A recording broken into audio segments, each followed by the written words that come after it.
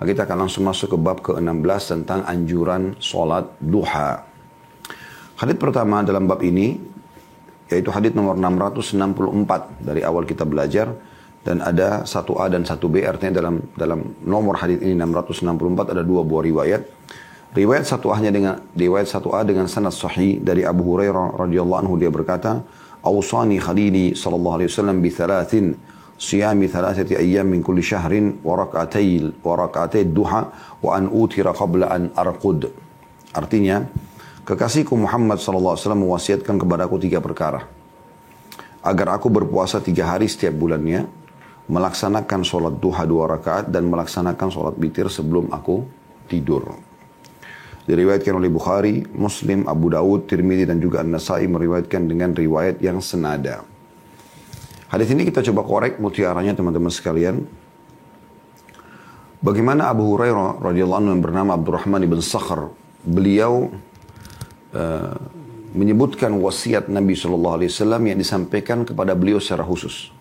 Dan kalau kita istilahkan wasiat berarti sesuatu yang sangat penting. Makanya biasa dikatakan kalau surat-surat penting yang akan disampaikan itu berisi atau dikatakan surat wasiat ya. Maka surat wasiat ini memang penting. Dan ini ada anjuran kita untuk menulis wasiat ya. Sebagaimana Nabi SAW mengatakan dalam sebuah hadis ya, yang kurang lebih maknanya, janganlah seseorang dari kalian memiliki ya, terlintas di benak dia ya, terlintas di benak dia sesuatu yang dia khawatir nanti, misalnya dia meninggal nanti akan sulit diketahui, misalnya utangnya, misalnya janji dia pada orang lain dan seterusnya ya, 3 hari kecuali dia sudah tulis dalam bentuk wasiat itu, dan dia letakkan di tempat yang kira-kira terjangkau oleh ahli warisnya ya, di bawah bantal kah, di lemari kah, di mana, jadi dia pada saat meninggal, atau mungkin sekarang di handphone di media kita, maka supaya ahli waris kita tahu, oh ternyata ayah saya atau ibu saya ini punya utang sama fulan, atau wasiat dia misalnya untuk ahli warisnya, atau pemakaman dia dan seterusnya, supaya dijalankan sesuai dengan sunnah. Maka ini termasuk wasiat-wasiat yang penting yang harus diperhatikan ya. Nah, Abu Hurairah mengatakan ada sebuah wasiat dari kekasihku Rasulullah SAW ya, dan itu 3 hal. Maksudnya ada mungkin wasiat lain, tapi 3 hal ini dalam satu waktu disampaikan oleh Nabi SAW kepada beliau. Hari ini mutiara yang pertama bisa kita ambil dari hadis, yaitu masalah makna wasiat. Kurang lebih salah satu makna wasiat dan bagaimana Abu Hurairah menyampaikan radhiyallahu anhu wasiat yang khusus untuk beliau ini kepada umat. Kemudian yang kedua adalah anjuran untuk berpuasa 3 hari setiap bulannya, atau dikenal dengan puasa Ayyamul Bid. Ayyamul Bid ya. Dan Nabi SAW mengatakan dalam hadis yang lain, hadis sahih, berpuasa 3 hari setiap bulannya pahalanya sama dengan puasa selama 1 tahun ya. Ada sebagian ulama hadis menjelaskan, kalau Anda berpuasa 3 hari setiap bulan, tepatnya tanggal 13, 14, 15 dari bulan Hijriyah, maka ini dihubungkan dengan hadis yang lain, yaitu siapa yang melakukan satu perbuatan amal soleh, Allah akan lipatkan menjadi 10 kali lipat. Berarti kalau Anda puasa 3 hari setiap bulannya, sama dengan Anda puasa 30 hari. Karena 1 hari puasa sama dengan 10 hari puasa pahalanya. Sehingga dengan 3 hari puasa berarti sama dengan Anda puasa selama 1 bulan. Kalau Anda berpuasa melakukan ini dalam 1 tahun, ya, tentu selain Ramadan, karena Ramadan adalah puasa wajib, artinya 11 bulan, maka kurang lebih mendekati ya 1 tahun Anda berpuasa. Ya. Ini salah satu makna yang disampaikan oleh para ulama. Dan kemudian ini tentu puasa sangat bermanfaat tentunya, terlepas daripada ada penelitian medis dalam masalah ini, tapi teman-teman sekalian, kita harus menyadari bahwasanya apa yang disampaikan oleh Nabi SAW atau Allah Subhanahu Wa Taala dalam Al-Quran atau dalam hadis Nabi SAW ya, apa yang disampaikan oleh Allah Subhanahu Wa Taala dan apa yang disampaikan oleh Nabi SAW, semua ini teman-teman sekalian adalah pasti baik buat kehidupan kita, buat kesehatan kita, buat segala-galanya gitu, ya, buat segala-galanya. Jadi bukan hanya sekedar pahala, tapi akan banyak manfaatnya. Saya pernah melihat ada cuplikan dari salah satu dokter di Mesir ya, seingat saya namanya Dr. Abdul Daim, dan beliau sekarang lagi booming, sering mengangkat relevansi antara Al-Quran dengan alam keilmuan ya, atau penemuan apapun yang berhubungan dengan masalah ilmiah di waktu kita sekarang, dengan teknologi yang ada tentunya ya. Maka salah satunya tentang puasa 3 hari ini. Jadi ada beberapa penelitian dari orang non-muslim, bukan orang muslim ya. Kalau di pertengahan bulan itu, kalau ada yang berpuasa selama 3 hari ini, itu sangat besar untuk meningkatkan imun tubuh ya, untuk menetralisir darah dan segala macam hal yang berhubungan sama masalah kesehatan. Tentu orang teman-teman medis lebih pantas untuk membahas masalah ini, tapi saya cuma sekedar memberikan gambaran. Selain ada pahala, apa yang dianjurkan juga ada sangat besar manfaatnya buat kesehatan, gitu kan? Pada tidak kalau dalam 1 bulan Anda mungkin tidak berpuasa, ya, Senin Kamisnya, makanan dan minuman terus-menerus masuk ke dalam diri tubuh kita, maka itu akan dibersihkan atau minimal dinetralkan dengan adanya puasa tersebut. Ada hari-hari di mana Anda mengontrol makanan dan minuman yang masuk ke dalam tubuh kita. Ya. Kalau Islam sudah menganjurkan Anda puasa sunnah selain Senin Kamis, berarti sepekan 2 hari ya. Di dalam 7 hari itu Anda punya 2 hari penetralan. Kemudian di tengah-tengah bulan juga ada 3 hari puasa Ayyamul Bid ini. Kemudian mutiara yang ketiga, teman-teman dari hadis adalah anjuran untuk mengerjakan 2 rakaat sholat duha. Dan ini yang menjadi saksi bahasan kita karena bab kita membahas tentang masalah sholat duha. Serta ini jumlah minimalnya. Jumlah minimal dari sholat duha. Yaitu 2 rakaat. Yaitu 2 rakaat. Ya. Dan ini yang menjadi saksi bahasan kita, serta kedepannya akan cukup banyak keutamaan-keutamaan sholat duha. Nanti akan kita dengarkan langsung ya. Jadi saya tidak rincikan sekarang, tapi akan kita dengarkan langsung dari riwayat-riwayat yang ada. Tapi ini mutiara yang ketiga, yaitu anjuran mengerjakan sholat duha dan minimal 2 rakaat. Kemudian mutiara yang keempat adalah dan witir sebelum tidur. Ya, witir sebelum tidur. Di sini ada bahasan para ulama tentang masalah witir ini. Kalau seandainya seseorang itu khawatir, dia khawatir nggak bangun di akhir malam atau sepertiga malam, maka anjurannya adalah dia sholat witir sebelum tidur. Sampai dalam mazhab Abu Hanifah rahimahullah, beliau lebih cenderung mewajibkan sholat witir, sunnah yang diwajibkan oleh beliau. Ya. Sholat sunnah diwajibkan oleh beliau. Ya. Tentu tidak berdosa kalau meninggalkannya, tapi artinya sampai pada tingkat beliau dalam mazhab itu anjurannya selalu witir. Gitu. Ya. Saking menurut beliau pandangannya hadisnya sangat luar biasa tentang masalah witir ini. Dan itu dianjurkan dilakukan memang sebelum tidur. Tapi bagi orang yang melihat dirinya mampu bangun di sepertiga malam, maka dia menunda witirnya sampai di sepertiga malam. Itu lebih afdal tentunya. Itu lebih afdal. Dan witir ini adalah sholat ganjil. Witir artinya ganjil dan minimal rakaatnya adalah 1 rakaat. Minimal rakaatnya adalah 1 rakaat. Baik, hadis 1B-nya, masih nomor hadis yang sama ya. Dengan sanad sahih Ibnu Khuzaimah meriwayatkan pula dan lafadznya dia berkata, "Awsani Khalili sallallahu alaihi wasallam bi thalathin lastu bi tarikihinna. Alla anama illa ala witrin wa alla ad'a rak'atay ad-duha wa innaha salatul awwabin wa siyami 3 ayyamin min kulli syahr." Dalam riwayat lain masih sama sahabat Nabi yang mulia Abu Hurairah radhiyallahu anhu, beliau mengatakan, kekasihku Muhammad sallallahu alaihi wasallam mewasiatkan kepadaku 3 perkara yang mana aku tidak akan meninggalkannya semasa aku hidup. Ya. Yang pertama, agar aku tidak tidur kecuali setelah melakukan sholat witir. Aku tidak tidur kecuali sudah mengerjakan sholat witir. Yang kedua, agar aku tidak meninggalkan 2 rakaat sholat duha. Dan yang ketiga, ya karena itu adalah sholat awwabin. Ada penjelasan footnote nomor 1 di bawah. Penggalan al-awwabin mempunyai syahid atau saksi dari hadis Zaid bin Arqam diriwayatkan oleh Muslim dan lainnya. Dan ia juga memiliki riwayat-riwayat lain yang menguatkannya. Ya. Sebagaimana disebutkan juga dalam As-Sahihah oleh Syekh Albani nomor 1164. Ya. Kemudian yang ketiga adalah dan puasa 3 hari setiap bulannya. Puasa 3 hari setiap bulannya. Baik, hadis ini teman-teman sekalian sama tadi ya sebelumnya menyebutkan tentang wasiat Nabi SAW kepada Abu Hurairah, dan Abu Hurairah radhiyallahu anhu menyampaikan kepada kita agar kita pun bisa menikmati ibadah ini dan meraih pahalanya gitu ya. Yang pertama yaitu tidur, ya ini lebih tegas lagi lafadznya, jangan tidur dalam keadaan sudah witir. Jadi kalau yang riwayat pertama tadi tidur sebelum witir, kalau ini adalah tidur dalam keadaan witir, maksudnya sudah witir sudah pastikan. Jadi mirip sebenarnya lafadznya, tapi ini lebih tegas ya masalah itu. Dan ini juga ada sebuah riwayat yang kami pernah dapatkan tentang bagaimana Nabi SAW menanyakan kepada Abu Bakar radhiyallahu anhu, kapan kau witir hai Abu Bakar?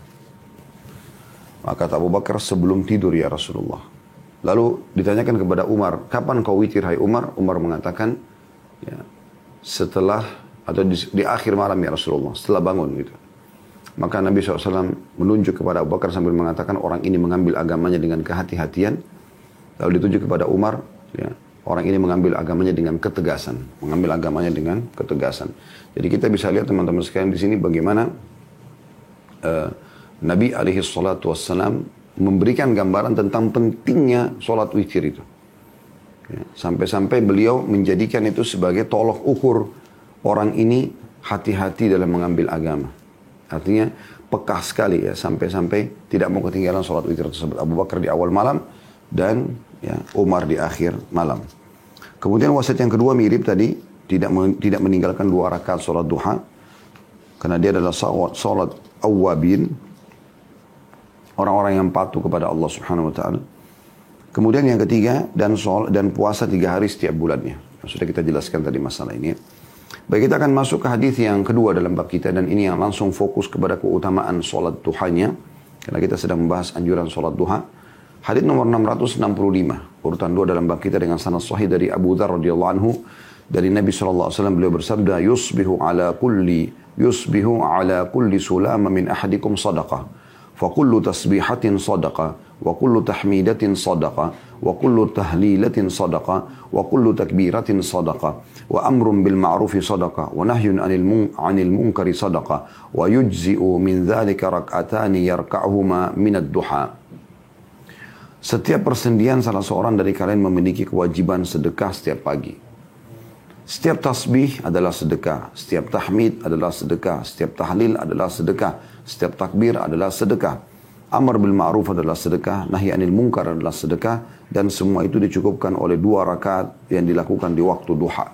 Hadis diriwayatkan oleh Imam Muslim. Hadis ini memberikan pelajaran kepada kita, ya. Kita ambil dulu dari akhir hadis ya, yaitu keutamaan sholat duha. Yaitu keutamaan sholat duha. Kita bisa lihat di sini potongan hadisnya. Setiap persendihan salah seorang dari kalian memiliki kewajiban sedekah setiap harinya. Ya. Kalau kita hubungkan ini dengan hadis nomor 3, saya langsung bacakan sekaligus ya. Hadis nomor 666. Dari awal belajar dan urutan 3 dalam bab kita ini dengan sanad sahih. Dari Buraidah radhiyallahu anhu dia berkata, aku mendengarkan Rasulullah SAW bersabda, fil insani sittuna wa thalathumiyati mafsal atau mafsil, ya. Fa'alaihi an yatasaddaqa an kulli mafsilin bisadaqah. Qalu wa man yutiqu dhalika ya Rasulullah? Qala an-nukha'atu fil masjidi tadfinuha wa syai'u tunahihi 'anit tariq. Fa in lam takdir farak'ata duha tujzi'u 'anka. Pada diri manusia terdapat 360 persendihan. Jadi di hadis yang nomor 2 tidak disebutkan tentang jumlah persendihan.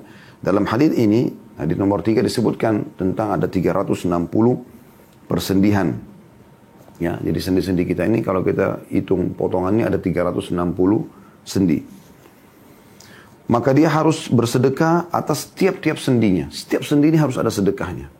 Supaya dia tetap bisa berfungsi. Ya. Mereka berkata para sahabat, siapa yang mampu melakukan itu wahai Rasulullah? 360 sendi dia harus sedekah. Artinya kalau jumlahnya 1.000 rupiah, 10.000 rupiah saja. Sendi kan tidak mungkin ya. Sendi itu bisa jutaan kalau sendi Anda patah satu. Ya. Itu mungkin jutaan operasinya gitu ya. Jadi nilainya mahal sekali sendi itu. Anggaplah kalau 1 juta. Ya. Berarti kita harus siapkan 360 juta gitu kan. Maka Nabi SAW mengatakan, kamu menimbun ludah orang di masjid adalah sedekah. Maksudnya kotoran di masjid. Zaman dulu kan orang tidak ada lantai kayak kita ya. Biasanya masih tanah saja. Nah ada orang-orang zaman dulu mereka meludah di masjid. Ini larangan, tidak boleh. Ya. Kalau sekarang mungkin Anda menggunakan tisu, Anda darurat sekali Anda letakkan di tisu. Lalu atau sapu tangan Anda letakkan di kantong Anda. Kalau darurat ya. Misalnya betul-betul nggak bisa lagi menahannya atau bersinnya. Ini semua pada saat Anda sedang sakit misalnya. Atau tidak sengaja Anda bersin, maka Anda tahannya, tutup dengan kain, maka itu insya Allah tidak masalah. Tapi kalau Anda biarkan tersebar sana sini, ini masuk dalam larangan sebenarnya, termasuk hal yang dihitung dosa di sisi Allah Subhanahu Wa Taala. Tapi yang jelas, kalau kita lihat ada ludah, ada kotoran di masjid, lalu kita bersihkan itu terhitung sedekah juga. Kemudian kamu menyingkirkan sesuatu yang mengganggu dari jalan juga sedekah. Jika kamu tidak mampu maka cukuplah 2 rakaat sholat duha darimu. Diriwayatkan oleh Ahmad dan lafaz hadis ini adalah lafaz Imam Ahmad dan Abu Dawud juga meriwayatkan, Ibnu Khuzaimah juga meriwayatkan, serta Ibnu Hibban juga meriwayatkan dalam sahihnya. Baik, hadis ini teman-teman sekalian sebenarnya kita konekkan sama hadis yang sebelumnya, tapi memang yang saya ingin hubungkan sekali, kita kembali hadis nomor 2, setiap persendian salah seorang dari kalian memiliki kewajiban sedekah setiap pagi. Nah, itu hadis nomor 2. Hadis nomor 3 disebutkan tentang 360 jumlah 360 sendi. Ini juga sama, saya pernah melihat penelitian ilmiahnya dan ternyata terbukti secara medis apa yang disampaikan baginda Nabi SAW untuk membenarkan tentang masalah ini. Karena memang ternyata teman-teman sekalian di tubuh kita ada 360 sendi. Itu penelitian ilmiah sekarang dengan teknologi canggih dan itu sudah disampaikan 1400 tahun oleh Nabi alaihi salatu wassalam. Baik, dari hadis ini kita ambil pelajaran pertama bagaimana jumlah sendi manusia ada 360 sendi. Atau kita ambil dari pelajaran pertama dari langsung keutamaan sholat duha dulu ya. Karena keutamaan sholat duha dia akan menutupi semua sedekah untuk 360 sendi itu. 2 rakaat sholat duha dan ini tidak mengambil waktu yang banyak gitu kan. Mungkin 3 menit sampai 5 menit kalau Anda dengan tenang melakukannya. Maka insya Allah pada hari itu diharapkan semua sendi ini sudah terpenuhi sedekahnya. Pelajaran yang kedua, hampir seluruh amal soleh dihitung sedekah untuk sendi-sendi kita. Di sini dirincikan oleh Nabi SAW, setiap tasbih mengucapkan subhanallah adalah sedekah.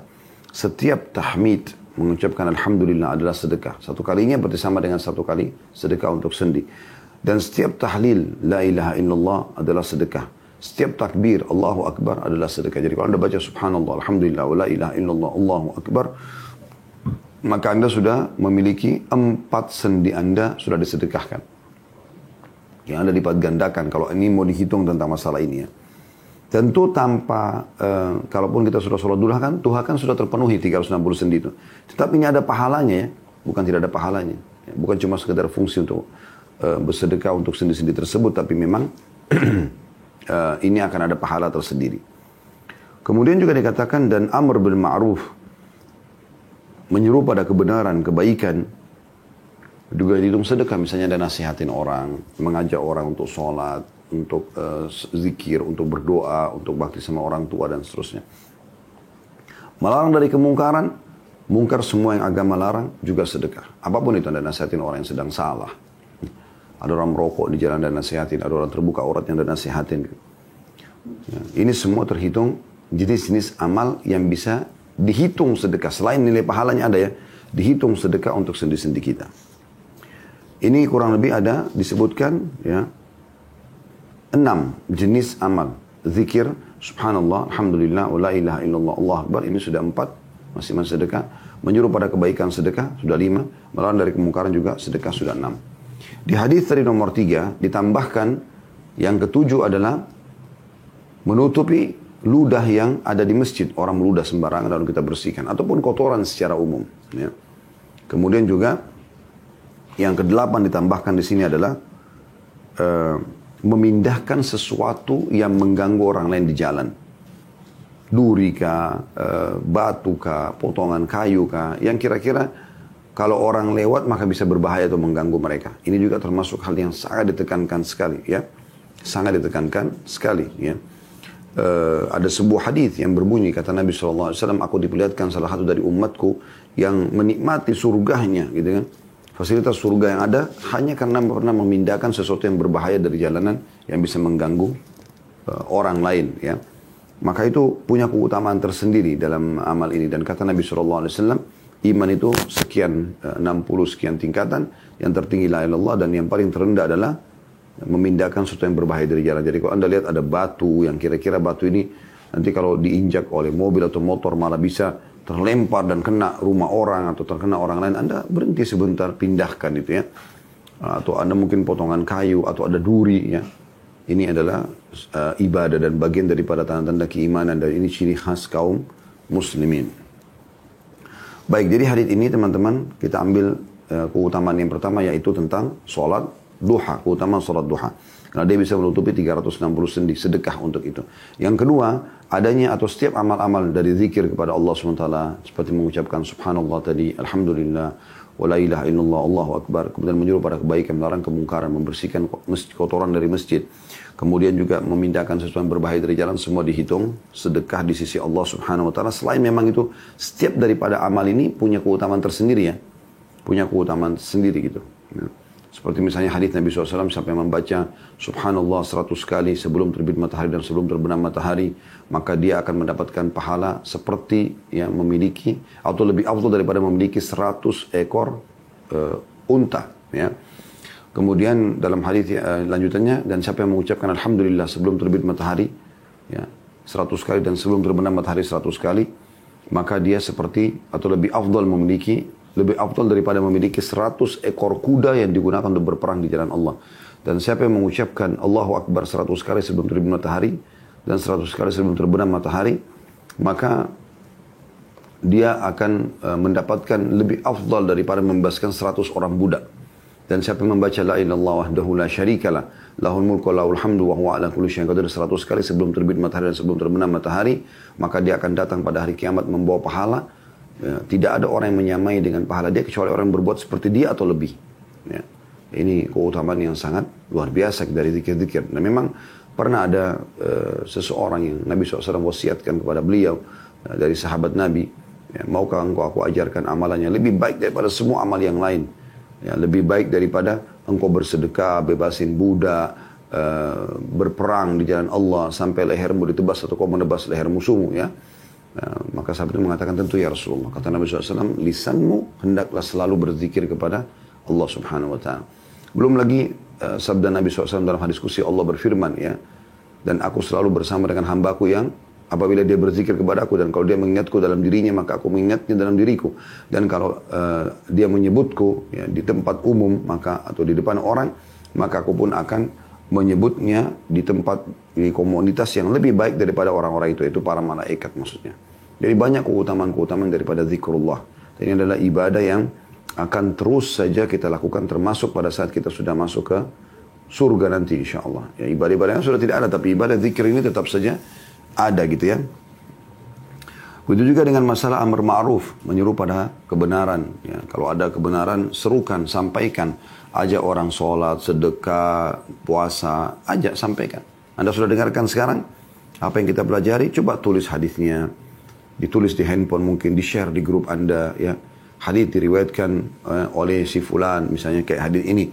Diriwayatkan oleh Imam Muslim, ya, hadis nomor 2 kita. Ya, tentang keutamaan sholat duha, Anda share di grup Anda. Gitu kan. Bahwasanya Nabi SAW bersabda, kalau Anda tidak tahu bahasa Arabnya, Anda bisa ketik bahasa Indonesianya, terjemahannya. Ya. Yang berbunyi setiap persendian salah seorang dari kalian memiliki kewajiban sedekah setiap pagi, kata Nabi SAW. Ketahuilah setiap tasbih adalah sedekah, setiap tahmid adalah sedekah, setiap tahlil adalah sedekah, ya, setiap takbir adalah sedekah, menyuruh pada kebaikan adalah sedekah, melarang dari kemungkaran adalah sedekah, dan semua itu tertutupi dengan 2 rakaat sholat duha. Ini kan contoh. Anda ajarkan kepada orang lain. Begitu juga dengan nahi anil munkar, melarang dari kemungkaran. Apapun yang dianggap dilarang dalam agama, dilarang oleh Allah SWT dan Rasulnya Muhammad SAW, itu adalah kemungkaran. Maka kita luruskan, ya, kita ingatkan orang lain. Ya. Dan ini masuk juga dalam umumnya sabda Nabi SAW, unsur akhaka zaliman aw madluma, tolonglah saudaramu dalam keadaan dia berbuat zalim ataupun dia terzalimi. Maka para sahabat mengatakan, ya Rasulullah, kalau orang terzalimi kami faham.